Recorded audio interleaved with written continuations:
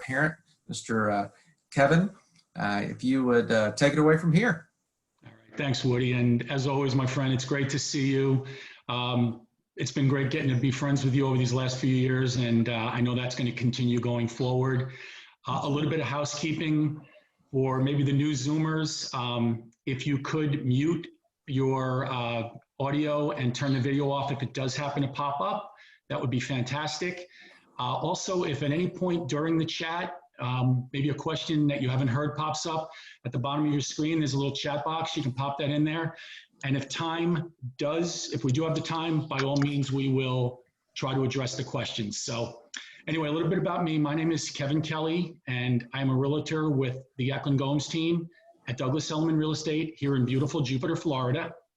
And also about to be the proud parent of a 2020 Stetson graduate, my son, Nick, who is not on this because he's studying for his finals. Good man. But I want to thank you all for joining, and I've got a couple of folks I'd really love to introduce you to. So I'll get started. So first is my partner in real estate, Tracy Ward. Tracy, I have some notes, so if you don't mind, I want to make sure I have them right. Tracy has established herself as one of the most accomplished and sought-after realtors in Northern Palm Beach County. She has over 14 years of industry experience, including obtaining her broker's associate license in 2017. 8 of those years, she's been stuck with me, so, and those should be many more. Tracy has sold more than 350 homes since 2012, representing over $125 million in sales. She is renowned for her professionalism, poise under pressure, and her dynamic negotiating skills, which I vouch for because I've been witness to them. Thank you for joining us, Trace. Thank you.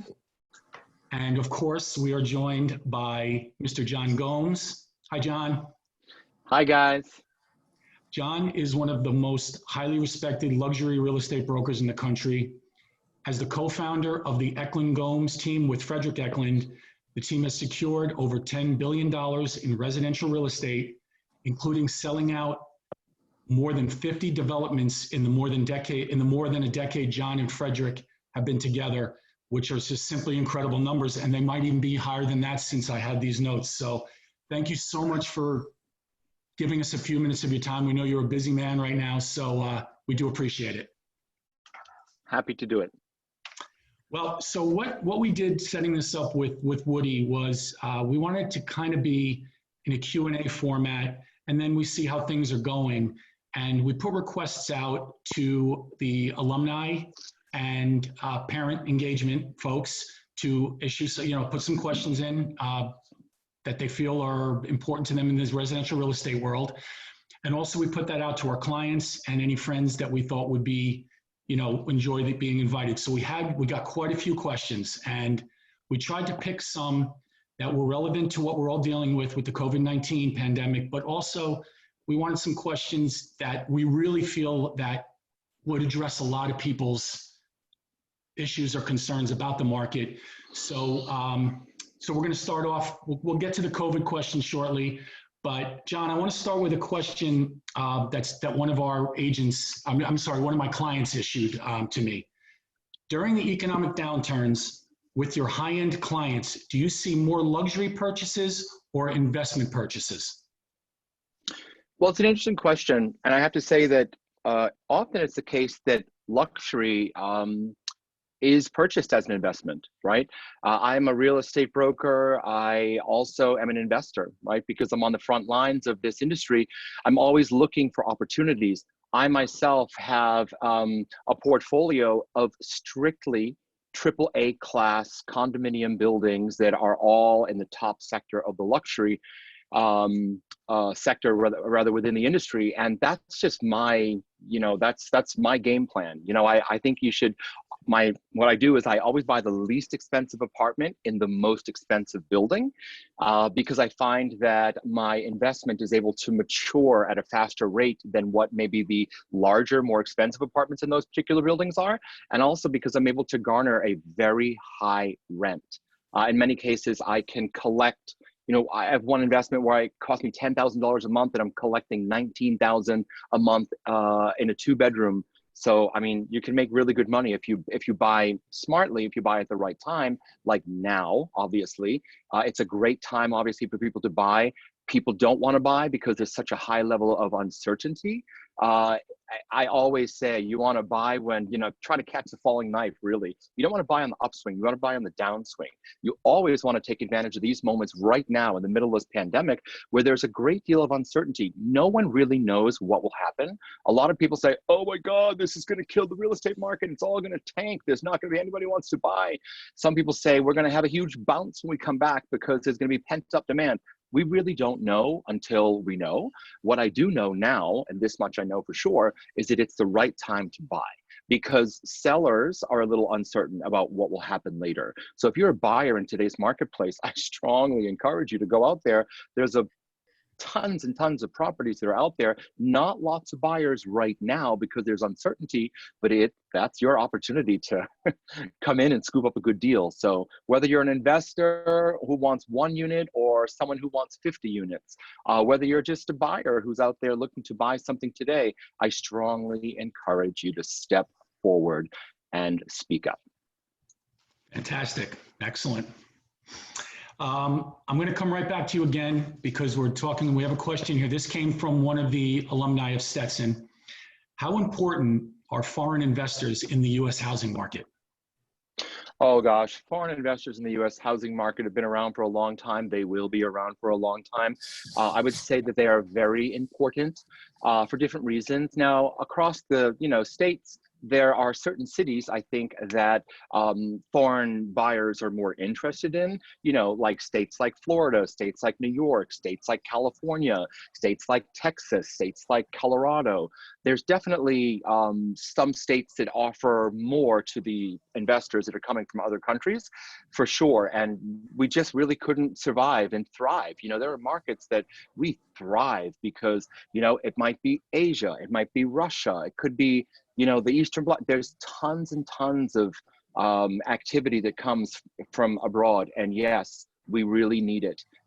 We could chug along, I think, and we could sell apartments and homes and so on and so forth. But we really thrive when the international market is active. And by the way, I know that because there are periods where for different socio-economic, political reasons that the international buying community does not buy.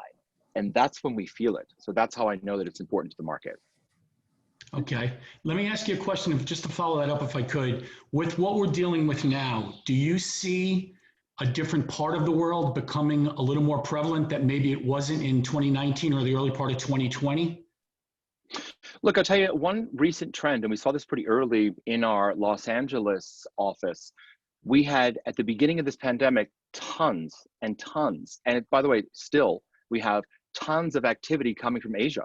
Suddenly, with all of the uncertainty of what was going on that continent in various countries, people started to get uncomfortable because this is sort of a pattern over a period of time that has been evolving. And some people they're tired of it and they just want to exit being there. So we saw a lot of activity in our LA market, which continues to happen. That's definitely the beginning of a trend. So I'm curious to see where that goes. Excellent. Very good. All right, Tracy, so this question also came from a recent graduate of Stetson, and the question kind of fits into probably the age of the person. What advice would you give to a first-time home buyer? Well, ultimately, you want to make sure you are educated. You want to make sure you understand the journey that you're getting ready to take.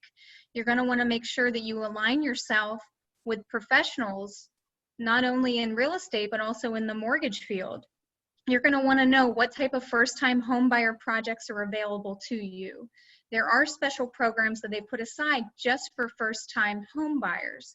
So ultimately, you want to make sure that you are going to work with an agent that has the experience and the knowledge to get you the home that you're maybe looking to start out with. Very good. Very good. This came from, again, we're on a run of Stetson alumni. It's a little bit of a longer question, so this is for Tracy. John, of course, obviously, if you want to add some at the end. I have a very nice vacation home near the beach. It does not get used as much as before, and I do not want to use it as a rental. if I choose to sell, what should I see in the economic recovery that tells me now is the time to list? And they mentioned that the house is in North Carolina. I'm going to guess somewhere probably towards the Outer Banks area. Okay, and that's really, one of my questions would be, where is that property located? Is it in a desirable area? A lot of the economists right now are saying that we're going to bounce right back and we're going to have more of a V-style comeback. I know JP Morgan, Goldman Sachs, they're all saying the same thing. So what does that mean? That means that our market came down. You're not going to see a slow pickup. You're going to see it kind of pick up a little bit faster. And they're saying that in the third quarter, we're going to start to see some of this. So the key is you're going to want to get your property on the market right away so that you can allow for that marketing time so that in the third quarter, we can start to see these changes. Very good. I'll just add to that. I'll add to that. It depends on when that person purchased their home, right? Mm-hmm. If the person purchased their home at the height of a market, I wouldn't advise that they sell at a time where the market is lower. But if they bought low, then they can afford to sell now, right? It really depends on all of their circumstances and, quite frankly, what their opportunity costs are. Because, what can they do with that cash that they would liquidate from the sale of that home? Lastly, I will say, in an area like that, which is a beach community, I would always advise to sell during your peak season. It's when your home shows best. It's when people can really appreciate the indoor, outdoor, whatever if you have close proximity to the beach, you always want to sell in those types of communities during your peak season. Absolutely. So on that, John, let's just go ahead for the sake of this discussion, assume that we're talking about the Outer Banks, which is obviously a very, very popular part in North Carolina. Their season is probably Memorial Day, maybe towards a little bit past Labor Day.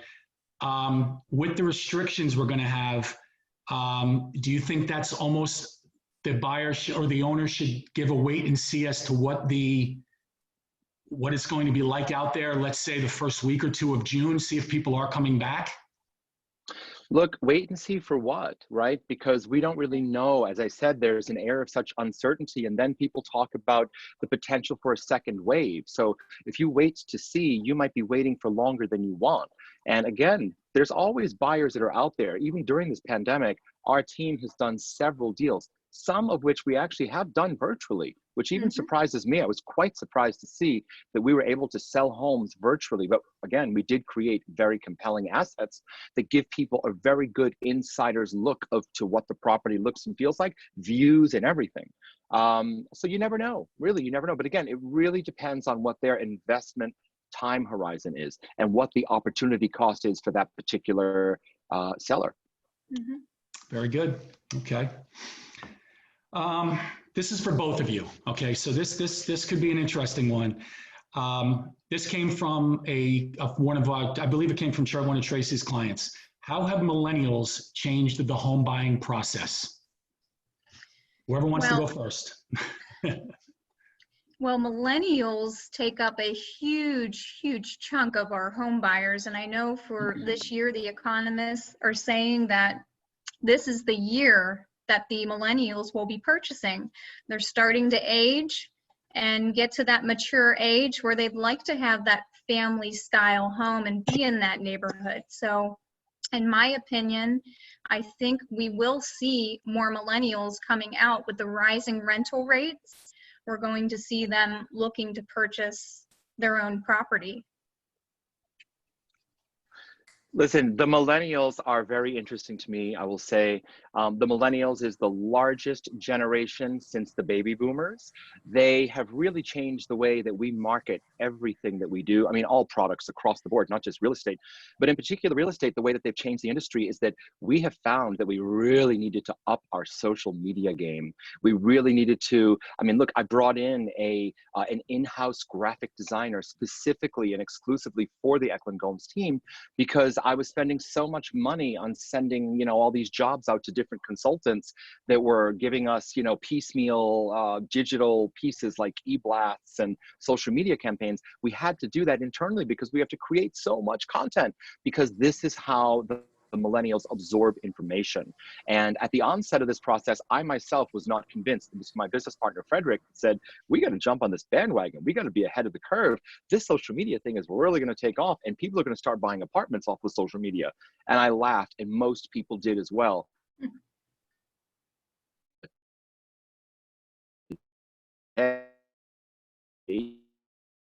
You'll see, ads and all kinds of content that we're creating specifically to sell apartments. So that really is attributed to, and thank you to the millennials that are out there. If you're on the phone, thank you for, Right here. making us better at what we do, keeping us up to date.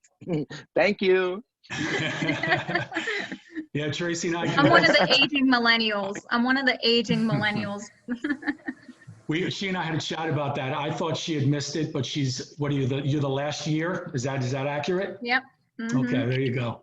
And Tracy and I can both say that in this area, it's a vital part of what we do. And, and it's going to remain that way going forward. So, all right, Tracy, this is the first of the, Well, did we lose John? he's getting back on. He's coming back on, yep. I was just going to add to the millennials. We have an extreme shortage of inventory right now.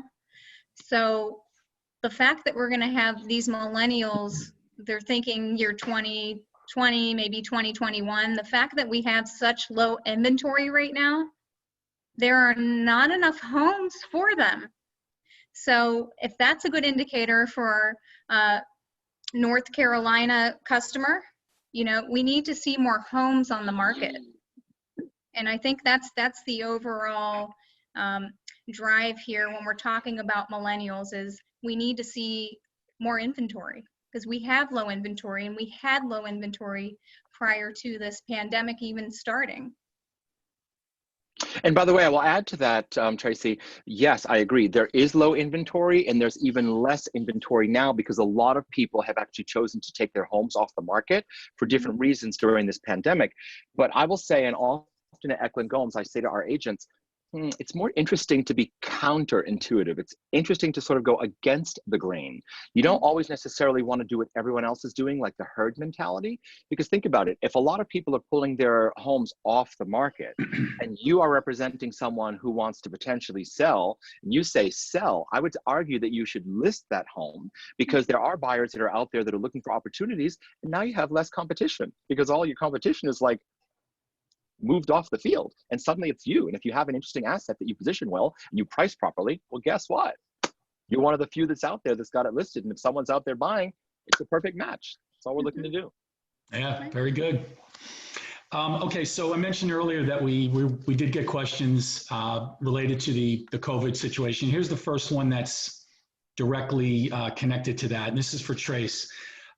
In Florida, real estate is considered an essential business. How has COVID-19 changed the way you are conducting your business?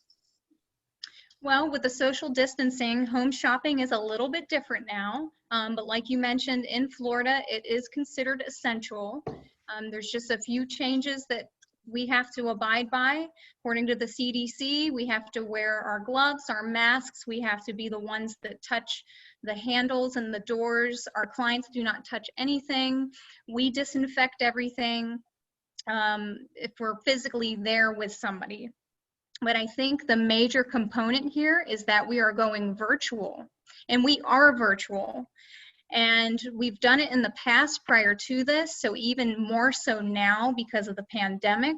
We're using a lot of 3D Matterport, virtual ways of giving people that bird's eye view, but then also that ability to walk through the property as if they're really there. And I think more eyes than ever are on the actual 3D images and online, and they're on the social media. So we're really putting all of our information out there virtually. And if you're out looking for a new home, or if you're looking for that brand new development that's being put up, the developers have done things in such a way that they're adhering to the social distancing as well. And John, I'm sure you can also attest to that. With all of our developers, being that Douglas Elliman is a leader and with all of our new developments around the world, they're taking all the precautions necessary to be able to show these properties. And I can speak for Florida that we are considered essential, but other parts of the world are not. Yes, I agree with you. And not to point out the obvious, but one way that the industry has changed drastically is that here we are all together on this Zoom. I Zoom all day. It's like, you know, I'm Zooming. I've been Zooming since this morning at 9 o'clock. That's one big change that COVID-19 has brought to the industry. But yes, the big buzzword today is virtual. This is just becoming another touch point in a way that we're going to sell homes. It might actually be the first touch point. Look, in New York City, our market is a bit different here than some other markets in the world because we have a lot of vertical buildings, which means, you know, you've got, could be 200, 300 people living in one building. And you got to think, moving forward, those people who are residents living in those buildings probably don't want a lot of strangers coming into their building to look at apartments, you know, open houses and this sort of thing. I'm assuming that that is probably not going to happen for a while.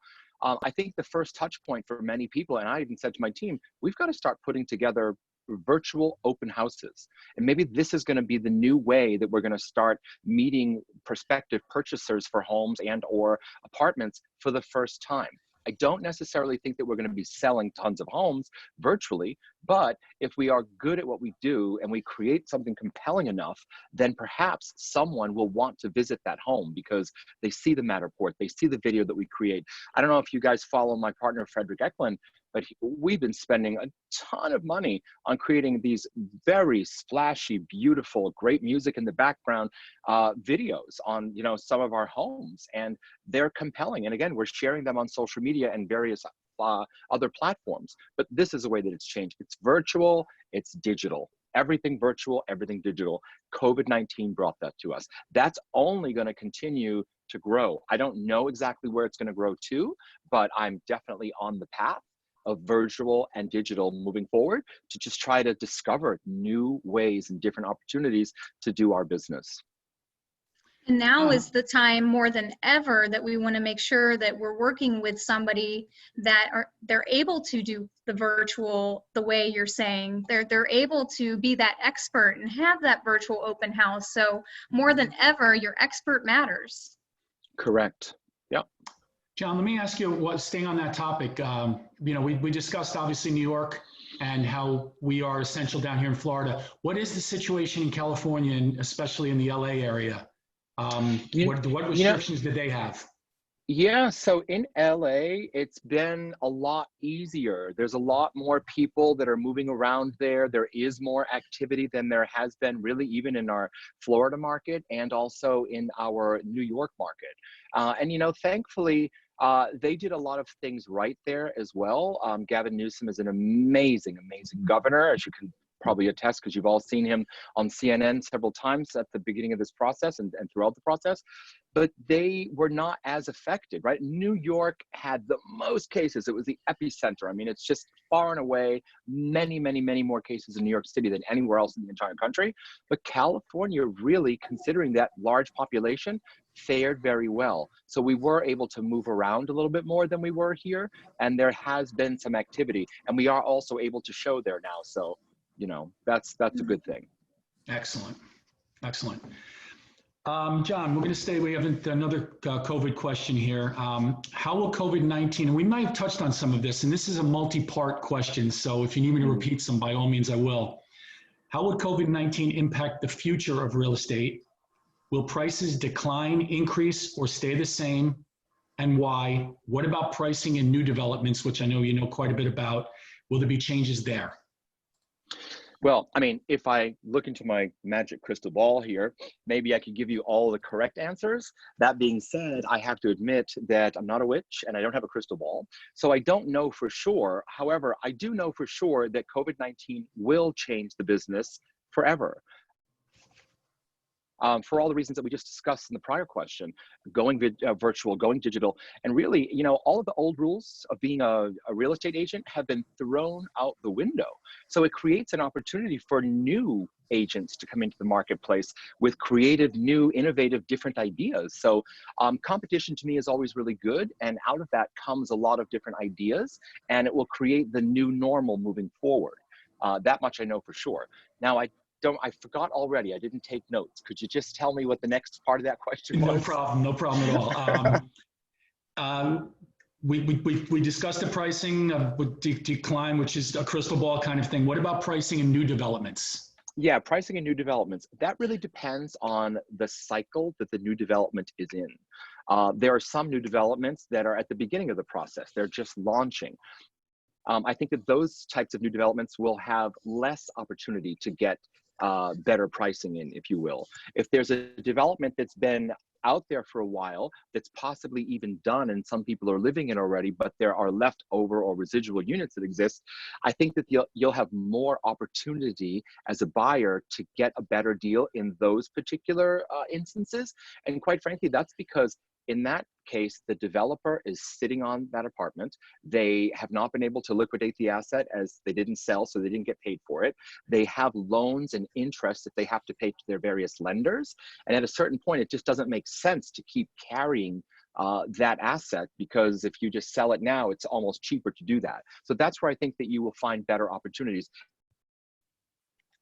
And you will, and that really depends on which city or state that you're in. In Florida, you have less of a probability of getting a better deal because there's better activity there. There's less inventory. There's less inventory in California as well. In New York, there's a lot of inventory. It's part of the problem that we've had in our market as of late, is that the prices have been lower in general, which presents a great opportunity. By the way, I'll also put a plug in for real estate. Mortgages, the rates are at almost historic lows, 3% for a 30-year fixed mortgage, which is incredible. It's the perfect storm. So I guess the moral is, get into a development that is already built, that people are in a city like New York, and you'll probably get the best deal there. Very good. All right. Well, Tracy, we got a little bit of a head start on this one. But the next question is, and this came from a recent graduate as well. How do the current interest rates affect purchasing? Now is the best time to purchase because of the interest rates. And I don't know if a lot of people realize this, but in April of last year, the interest rates were about 4.5%. Now they're around 3.5%. So let's pick that $500,000 home that you might have been thinking about purchasing. Okay, it just now became more affordable to you because the interest rates are lower. So I think the interest rates are a perfect way to keep the economy stimulated and keep our buyers out there buying. Okay. All right, I'm going to ask this one. I'm going to ask Tracy first, and John, I'd like to hear your thoughts on it for the other parts of the country. Do you see buyers leaning towards single-family homes versus condos, and why? I think it really depends on the location. If you live in a more vertically centered area, such as condominiums, then you're somewhat limited to those choices. However, I will say in a lot of the condominiums, especially some of the newer buildings that they're putting out, you're going to have that opportunity to be socially distant from people by having your own private elevator. So I think it all depends on the area. I think we will see some people picking up some additional properties so that they can have their own private space. So I do think we'll see more people leaning towards more of the townhome or the single family living. But again, it's generally speaking, I think it just depends on where you live. Yeah. And, and the interesting thing about that, especially talking about where you and I are, where our business is, when this all started, first going down, there obviously was a whole lot of apprehension, a lot of wait and see. But the last 2 weeks, I certainly see an increase in motivation. And Singer Island has been front and center when it comes to an interest in the condominium world. I had a long discussion with a gentleman who's actually in New York City right now, who is looking to either get a second home to start or to make the transition down here. So I think it's also based on what your needs are and where you are in your life, as to what direction, what home style you go to. So. Right, exactly. I mean, it depends on the lifestyle that you're looking to live. If you want to live in a building such as a high rise, if you want to be in New York City, I mean, then you're going to most likely be in a condominium apartment style complex. So again, that's my opinion. And I think it'll depend on that particular buyer. Well, John, we've got you back. Yes, And sorry, technical I know you've difficulties. got to Zoom go, is not so- perfect.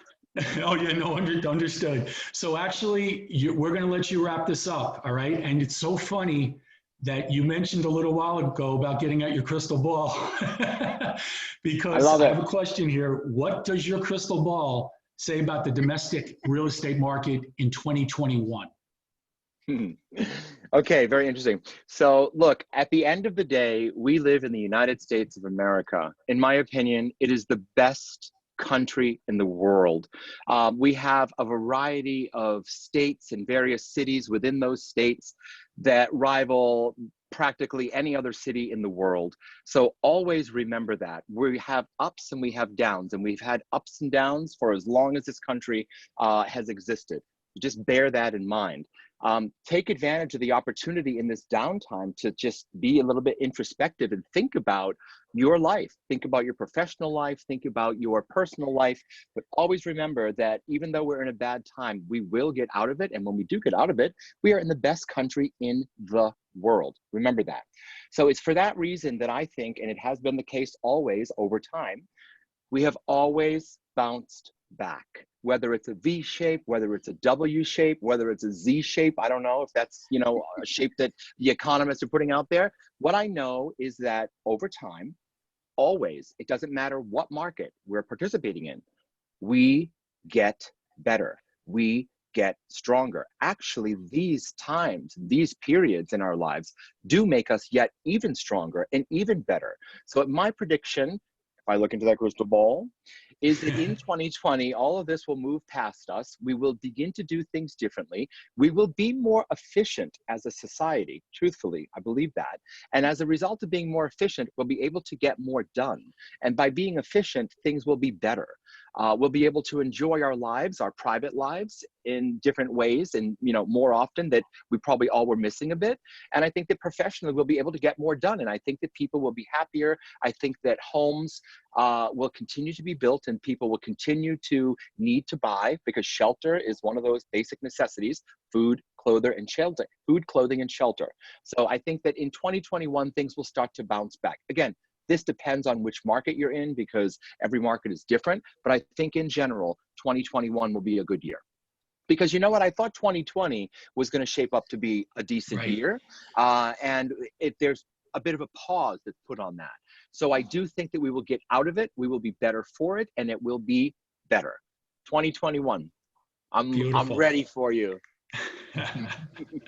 Okay, well, because of the schedules of two of the four of us, I'm sure Tracy and I have some things we can do. I'm going to go ahead and wrap this up if I could. I want to thank Woody and the alumni and the parents for sending questions in and for tuning in today. Obviously, Tracy, I have a feeling you and I will probably talk 4 or 5 more times before this day is over anyway. And John, thank you so much. We really appreciate all your insight. And we will obviously see you again soon. On a personal level, I would just like to say one more thing. I would like to congratulate all of the 2020 graduates from Stetson University. I've had the pleasure of meeting quite a few of you over the years that Nick's been up there. I wish you the very best in your future endeavors. And if you've got my contact information, feel free to give me a call. I do want to say congratulations to all of the 2020 graduates as well. And I do also want to make a plug for real estate. It's an amazing industry, the one that I think that you should definitely consider exploring for sure. You can always stay in touch, because I'll make a plug now for my social media. I'm John Gomes. I can be found at John Gomes. That's JOHNGOMES on my Instagram handle. Stay in touch with me. So good to talk with you guys. Hey, John. Thank you, John. Awesome. Congratulations. Thank you. All right, take care, everybody. Thanks again, Woody. Talk to you soon, Thank bud. you very Hey, much. go Thanks, Hatters. everybody. Go Go Hatters. Hatters. Very good, Tracy. Take care, guys. Thank Bye-bye. you. Bye-bye.